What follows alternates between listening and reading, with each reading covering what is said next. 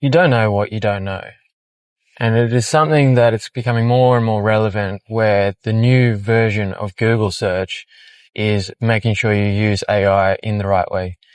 And it's so interesting because our parents' era, they would ask you a question, whether it's technology related or not, and sometimes our instinctive response is, oh, you can just Google that. But now we're finding more and more relevant information through use of AI as a search engine or a generative response engine rather than search, depending if you're connected to the internet or not. But it's interesting that is now being considered from creators such as Dan Quo and Alex Hormozi and all those big creators, that AI can be a learning sparring partner.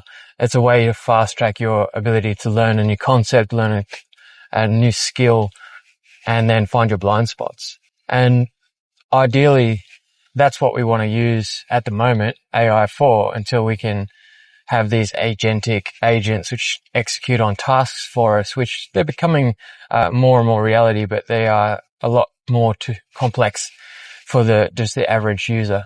And it's interesting because there's not much conversation on the ground, in schools, talking about the AI use. Now, if you're on social media, you'll see it everywhere. All these sort of people with large voices talking about AI and in their space, which is fantastic. But when you actually talk to the teachers, you talk to the head teachers, you talk to the principals, not many people are necessarily openly discussing the use of AI and how's it impacting their planning, their preparation, their programming, all of those kind of things. And it's something that I'm really just trying to focus on. How do I begin that conversation from the ground up in my context? And how do I invoke the curiosity to learn and use it as an ability to fast track your progress? Because the other month I was presenting an AI course for deputy principals, and it was interesting. Pretty much, I'd say 90% of them were at a beginner stage, barely using it occasionally just to help them with email writing and things along those lines, those simple administrative tasks. And then when I went into a different planning session, it was all about strategic planning and school planning. And I'd actually created a custom bot that had its knowledge bank all around strategic planning and how to do it, how to execute it, and used it as a mental sparring partner between the vision for the school, the direction, the initiatives that we're running, and then the ability to communicate that in a simplified strategic plan. And yeah, ideally you have to have the knowledge to begin with, but what it was able to do for me within the day or the 4 hours that we're working on that plan, just to rapidly actually have a tangible document at the end of the day that we can use as a foundation. And then we can just tweak it from there. Whereas I was the only one in that room of deputy principals, principals and directors that was using AI to help them with their strategic plan. And if you're not too sure, it's a massive document. It's a 4-year document of what are you doing, the initiatives you're implementing, the activities you're going to do, like the tactics, the costings, the evaluation, the data, what are you actually going to record on?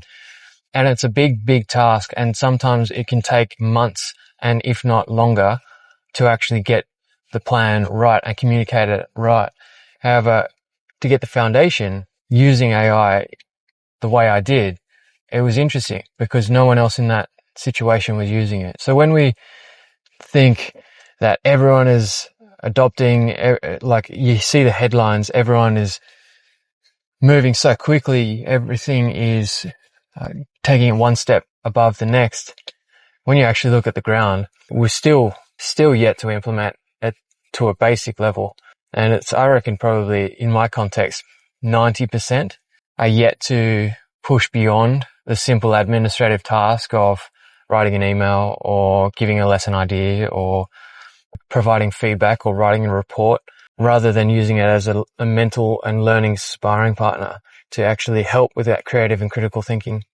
So it's just something that I'm thinking about, because it's easy when you are doing heaps and heaps of learning in that space to think that, well, I know this stuff, everyone must know this stuff. But when we actually come to the reality of things and you're spending a lot of time on it, other people may not be anywhere near where you're at, and they're just grateful that you've shortcutted that learning process for them by giving them the actual tactical strategy that they need to know to learn something new.